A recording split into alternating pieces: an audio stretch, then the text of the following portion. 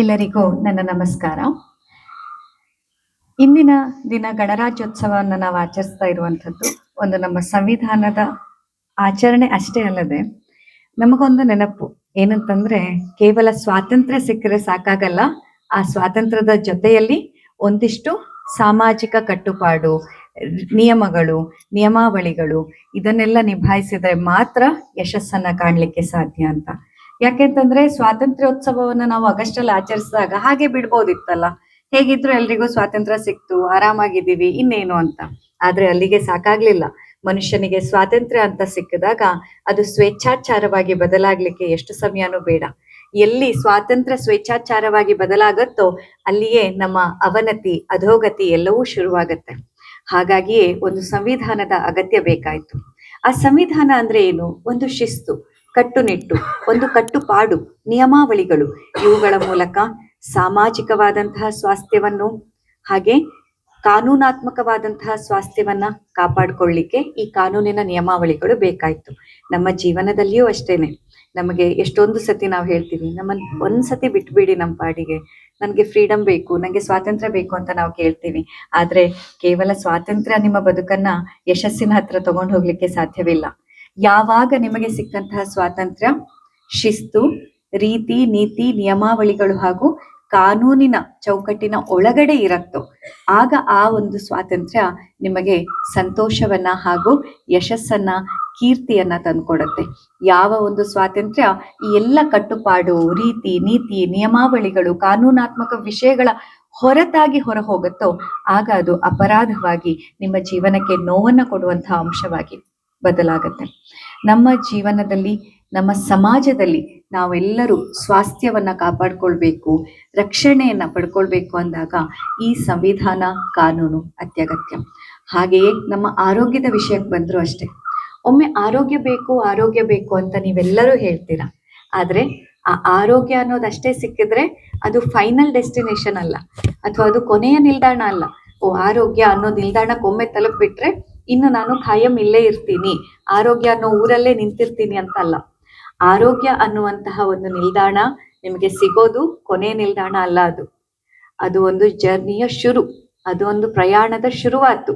ಆ ಆರೋಗ್ಯ ಅನ್ನೋದು ಸಿಕ್ಕ ಮೇಲೆ ಈ ಸಂವಿಧಾನ, ಕಾನೂನು ಎಲ್ಲ ಇದ್ದಂತೆನೆ ಸರಿಯಾದ ಪತ್ಯಾಪತ್ಯ ಕ್ರಮಗಳನ್ನ, ರೀತಿ ನೀತಿಗಳನ್ನ, ಅಷ್ಟಾಂಗ ಯೋಗದಲ್ಲಿ ಹೇಳಿರುವಂತಹ ಯಮ ನಿಯಮ ಅಂಶಗಳನ್ನ, ಸಾಮಾಜಿಕ ಕಟ್ಟುಪಾಡನ್ನ, ನಿಮ್ಮ ಮಾನಸಿಕ ಸ್ಥಿತಿಗತಿಗಳನ್ನ, ಎಲ್ಲ ರೀತಿಯ ಆಯಾಮಗಳನ್ನ ನೀವು ಹೊಂದಿಸಿಕೊಂಡರೆ ಮಾತ್ರ ನಿಮಗೆ ಸಿಕ್ಕ ಆರೋಗ್ಯ ನಿಮ್ಮ ಬಳಿ ಉಳಿಯತ್ತೆ. ಇಲ್ಲದಿದ್ರೆ ಹೇಗೆ ಸಿಕ್ಕಿತ್ತೋ ಹಾಗೆ ಖಾಲಿ ಆಯ್ತು. ಎಷ್ಟೊಂದು ಸತಿ ನನಗೆ ಹುಷಾರಾಗತ್ತೆ, ಮತ್ತೆ ಅದೇ ರೋಗ ಬರುತ್ತೆ, ಹುಷಾರಾದ ಹಾಗೆ ಅನ್ಸುತ್ತೆ, ಮತ್ತೆ ಅದೇ ರೋಗ ಬರುತ್ತೆ. ಯಾಕೆ ಈ ತರ ಸಮಸ್ಯೆ? ಯಾಕೆ ಅಂತಂದ್ರೆ ಅಲ್ಲಿ ಒಂದು ನಿಮ್ಮ ದಿನಚರಿಯಲ್ಲಿ ಶಿಸ್ತು ಪಾಲನೆ ಆಗದಿದ್ದಾಗ, ಸಮಯಕ್ಕೆ ಬೆಲೆ ಕೊಡದೇ ಇದ್ದಾಗ, ದೈಹಿಕ ವ್ಯಾಯಾಮವನ್ನ ಪ್ರತಿನಿತ್ಯ ಮಾಡದೇ ಇದ್ದಾಗ, ಆಹಾರ ತಿನ್ನುವಾಗ ಕೇವಲ ನಾಲಿಗೆ ಚಪಲಕ್ಕೆ ಬಲಿಯಾಗದೆ ತಲೆಯಲ್ಲಿರುವ ಬುದ್ಧಿಗೆ ಸ್ವಲ್ಪ ಕೆಲಸ ಕೊಟ್ಟು ಈ ಆಹಾರ ನನ್ನನ್ನ ನರಿಶ್ ಮಾಡ್ತಿದ್ಯಾ, ನನಗೆ ಪೋಷಣೆಯನ್ನ ಕೊಡ್ತಾ ಇದೆಯಾ ಅಥವಾ ರೋಗವನ್ನ ಕೊಡ್ತಾ ಇದೆಯಾ ಅನ್ನುವಂತಹ ಶಿಸ್ತನ್ನ ನೀವು ಪಾಲನೆ ಮಾಡದೇ ಇದ್ದಾಗ ಆರೋಗ್ಯ ಅನ್ನೋದು ನಿಮ್ಮನ್ನ ಬಿಟ್ಟು ಮತ್ತೆ ಪುನಃ ಹೋಗ್ಲಿಕ್ಕೆ ಸ್ಟಾರ್ಟ್ ಮಾಡುತ್ತೆ. ಸೊ ನೀವು ಆರೋಗ್ಯದತ್ತ ಹೋಗೋದಲ್ಲ, ಆರೋಗ್ಯ ನಿಮ್ಮ ಹತ್ರ ಬರ್ಬೇಕೋ ಬೇಡವೋ ಅಂತ ಅದು ಡಿಸೈಡ್ ಮಾಡೋದು ಯಾವಾಗ? ನೀವು ಎಷ್ಟರ ಮಟ್ಟಿಗೆ ಈ ಎಲ್ಲ ಚೌಕಟ್ಟನ್ನ ಪಾಲನೆ ಮಾಡ್ತಾ ಇದ್ದೀರಾ ಅಂತ. ಹೀಗೆ ಇಂದಿನ ಗಣರಾಜ್ಯೋತ್ಸವದ ದಿನದಂದು ನಾವು ಕೇವಲ ನಮ್ಮ ದೇಶ, ನಮ್ಮ ಇತಿಹಾಸ ಹೇಳಿ ಜಯಕಾರ ಹಾಕೋದು ಅಷ್ಟೇ ಅಲ್ಲದೆ ಅದರ ಜೊತೆಯಲ್ಲಿ ನಮ್ಮ ಪ್ರತಿನಿತ್ಯದ ಜೀವನದಲ್ಲಿ ನಾವು ಶಿಸ್ತಿನ ಪಾಲನೆಯನ್ನ ಮಾಡಬೇಕು. ಯಮ ನಿಯಮಗಳಲ್ಲಿ ಹೇಳಿದಂತೆ ಅಹಿಂಸಾ, ಸತ್ಯಮಾಸ್ತೇಯಂ, ಬ್ರಹ್ಮಚರ್ಯ, ಪರಿಗ್ರಹ, ಹಾಗೆ ಶೌಚ, ಸಂತೋಷ, ತಪಃ, ಸ್ವಾಧ್ಯಾಯ, ಈಶ್ವರ ಪ್ರಣಿಧಾನ, ಈ 10 ಅಂಶಗಳು ನಮ್ಮ ಆರೋಗ್ಯಕ್ಕೆ ಹೇಳಿದಂತಹ ಸಂವಿಧಾನದ ಕಟ್ಟುಪಾಡು ಇದ್ದಂತೆ. ಈ 10 ಅಂಶಗಳನ್ನ ನಾವು ಪ್ರತಿನಿತ್ಯ ಪಾಲನೆ ಮಾಡ್ಕೊಳ್ಳೋಣ.